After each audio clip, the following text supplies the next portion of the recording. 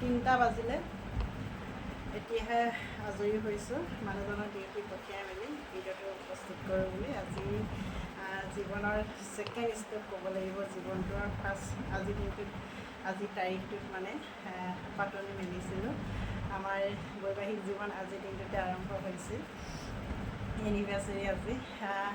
সেই দুই এশাৰী শব্দ, এটা শব্দ লিখিবলৈ এশাৰী বাক্য লিখিবলৈ আজিৰ দিনত সময় নাই। এতিয়া মানুহজনক ডিউটি পঠিয়াই মেলি ভিডিঅ'টো বনাবলৈ যিমান যি ক'লে আজিৰ দিনটোতে মই বিয়া হৈছিলোঁ, বিয়া মানে পলাই আহিছোঁ আৰু মানুহজনে বিবাহ বাৰ্ষিকী বুলি এযোৰ কাপোৰ দিছে। এয়া একদম ধুনীয়া এযোৰ কাপোৰ দেই।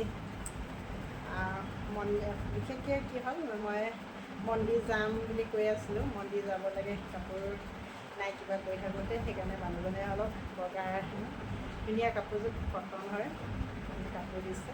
থেংক ইউ, বহুত বহুত ধন্যবাদ। এনেকৈতো দিছোঁ, আজি ভিডিঅ'টো একেবাৰে দি দিছোঁ, তেওঁতো চাবই ডিউটি জেগাত। বহুত বহুত ধন্যবাদ।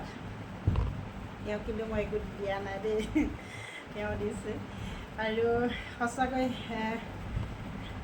কাম কৰি থাকোঁতে ভাবিছোঁ কিবা এটা লিখিব লাগিছিলে নেকি। আজিৰ দিনত মই প্ৰতি বছৰে দিওঁ, মোৰ পেজত মানে মই লিখোঁৱে আজিৰ দিনটোত বৈবাহিক জীৱনৰ যেতিয়া কিবা এটা লিখোঁ আৰু।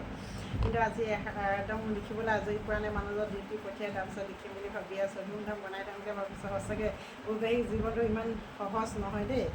ৰাতিপুৱা শুই উঠাৰ পৰা আজৰি নাই, এতিয়া আজৰি হৈছোঁ। ছাৰপ্ৰাইজ বোলা বস্তুটো বিশেষকৈ ভাল লাগে, কিন্তু গম পোৱা নাছিলোঁ, মানুহজনে গমো নাপায় আজিৰ দিনটোত যে আমাৰ বিবাহ বাৰ্ষিকী বুলি। ছোৱালীজনীয়ে কালিৰ পৰা কৰি আছে কিন্তু গম নাপায়। আৰু ষ্টেটাছ মোৰ ছোৱালীজনীয়ে দিছে দেই, ভাবিব মই দিছোঁ কিন্তু মই দিয়াই নাই। ষ্টেটাছ ছোৱালীজনীয়ে দি থৈছে হোৱাটছএপত, আৰু মানুহজনে গমেই পোৱা নাছিলে। তাৰপৰা ছোৱালীজনীয়ে কোৱাৰ কাৰণে তেওঁ বজাৰলৈ গৈছে। মোৰ সন্দেহ হৈছে কিবা এটা আনিব নেকি, হ'লেও আমি মাইকী মানুহে খুব বিচাৰোঁ নহয় এটা উপহাৰ ক'লে ভাল লাগে, আৰু তাৰপৰা ছাৰপ্ৰাইজ ক'লেতো আৰু বনাই আছোঁ। তেওঁৰ কাৰণে যোগাৰ কৰি আছোঁ, ডিউটি আছে যিহেতু, যোগাৰ কৰি থাকোঁতে আনি মেলি দিছে। সঁচাকৈ বহুত ভাল লাগে।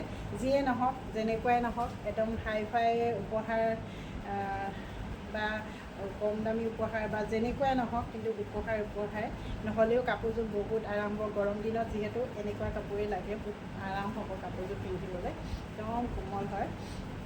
যিয়ে নহওক উপহাৰ আৰু ভাল লাগে। এনেকুৱা ধৰণে মানুহজনে যদি কেতিয়াবা মাজে মাজে এনেকুৱা গিফ্ট দি থাকে, সঁচাকৈ বহুত এটা কি ক'ম আৰু, আমাৰ মহিলাসকলক বিশেষকৈ ভাল লাগে। মানুহজনে আনি দিয়া বস্তু যিয়ে নহওক, যেনেকুৱাই নহওক, মানুহজনে দিলে মানে কিবা এটা ভাল লাগে আৰু নিজে লোৱা আৰু মানুহজনে দিয়া এটা বেলেগ, হয় নাই বাৰু?